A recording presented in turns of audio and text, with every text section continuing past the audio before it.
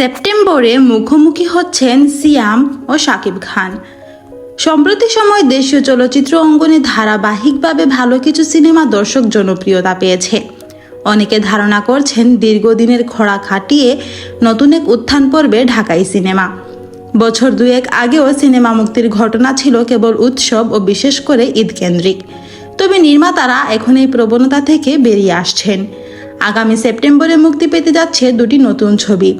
ধারণা করা যাচ্ছে মুক্তির সময় ছবি দুটি ঘিরে প্রেক্ষাগৃহে দর্শকদের উন্মাদনা দেখা যেতে পারে। একটি সুপারস্টার শাকিব খান ও বলিউড নায়িকা সোনাল চৌহান অভিনীত বহুল প্রতীক্ষিত ছবি দরদ।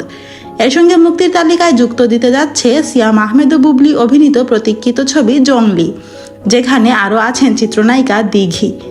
দরদের নির্মাতা অনন্য মামুন আগেই তার ছবির মুক্তির ঘোষণা দিয়েছেন, জানিয়েছেন 6 সেপ্টেম্বর দরদ মুক্তি পাবে।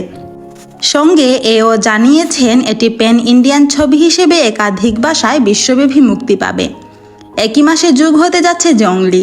ছবির পরিচালক এম রাহিম বলছেন সেপ্টেম্বর মাসে জংলি মুক্তি দিতে চান, সেভাবেই শেষ সময়ের কাজ আগাচ্ছেন। নির্মাতা মুক্তির চূড়ান্ত দিনক্ষণ না জানালেও সূত্র বলছে দরদের সঙ্গে মুক্তির পরিকল্পনা করছেন তিনি। প্রস্তুতি সেভাবেই চলছে। দরদের সঙ্গে যদি সত্যি জংলি মুক্তি পায় তবে একই দিনে দুই ছবির মুক্তিতে বিগ ক্ল্যাশ হতে পারে। এতে করে সিনেমা নিয়ে ফের জমে উঠবে আলোচনা, কারণ অনলাইনে শাকিব খানের সবচেয়ে বড় ফ্যান বেস তার নতুন ছবির জন্য মুখিয়ে থাকে। অন্যদিকে সিয়ামের ভক্তরাও দীর্ঘদিন পর তাকে আবার পর্দায় দেখতে যাচ্ছেন।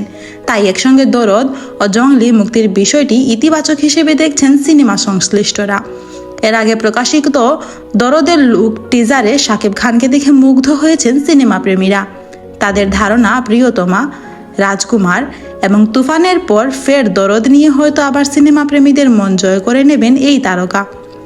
অন্যদিকে সিয়ামের জংলি লুক ছাড়া কিছুই প্রকাশিত হয়নি। তবে মুখে মুখে শোনা যায় এ ছবির মাধ্যমে জন্ম হতে পারে নতুন এক সিয়ামের। বাকিটা অনুধাবন করতে দর্শকদের আর কিছুদিন অপেক্ষা করতে হবে। Thanks for watching. Please subscribe to my channel and follow for more.